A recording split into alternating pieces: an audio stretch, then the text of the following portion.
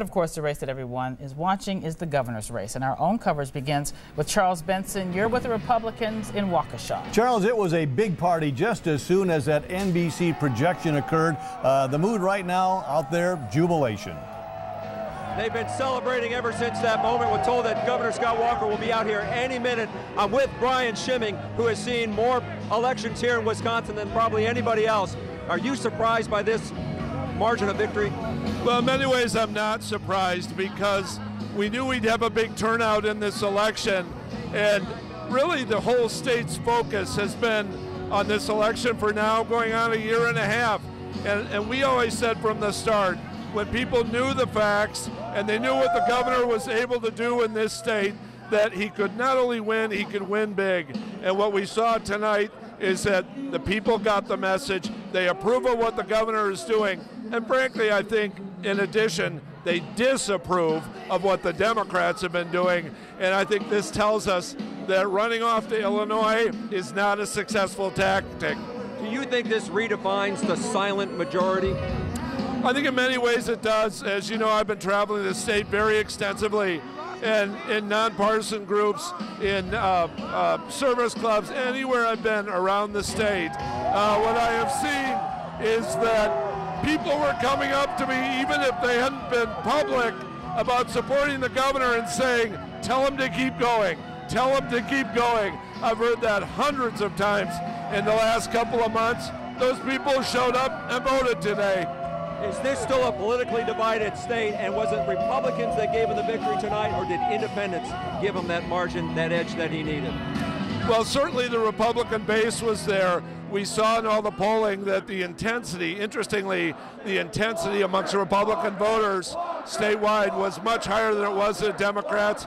But tonight, with this kind of margin, independent voters showed up, not only a little, but overwhelmingly for the governor. Brian Schimming, we appreciate your thoughts and insight. Governor Walker expected here at any moment. About 3,000 people inside the Waukesha County Expo. I'm told that the fire marshal has closed down the place. Nobody else can get inside, but there is an overflow tent outside. There were thousands of people here waiting to get inside, lined up early because they wanted to be a part of history. This is a part of history. Only 3 governors have ever been recalled. Governor Scott Walker, now the first in U.S. history to win a recall election. Again, we expect him here at any moment. And from the get-go here, this was expected to be a longer night than it has turned into. A lot of people thought it was going to be a very close election, but it looks like he's come through with a comfortable margin. Keep in mind, in 2010, the governor was able to win by more than 100,000 votes. He did beat Tom Barrett in 2010, but the turnout at that election was only about 2.2 million voters. This time around, much larger turnout. And as you can also see here, not just a turnout in this room of people here supporting Walker, but Tim, let's take another look. 200 members of the media.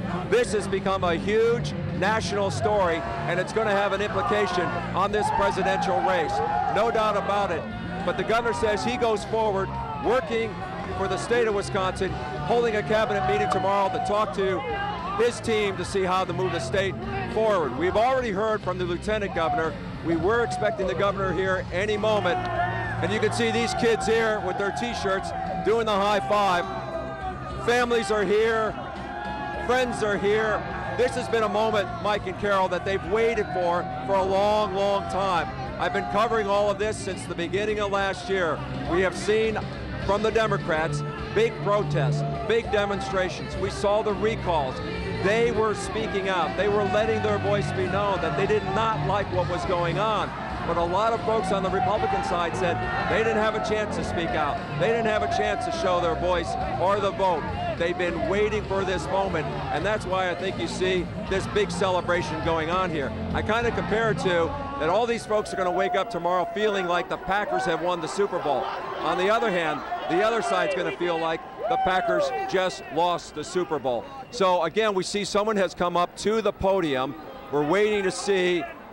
He's holding some papers there, so that could be the governor's speech. Interesting enough, the governor earlier today said he had not written a concession or victory speech just yet. I imagine he's had a time to work on it now. We know he made 2 campaign stops today up in Green Bay and Wausau, and then was taking it easy for a while.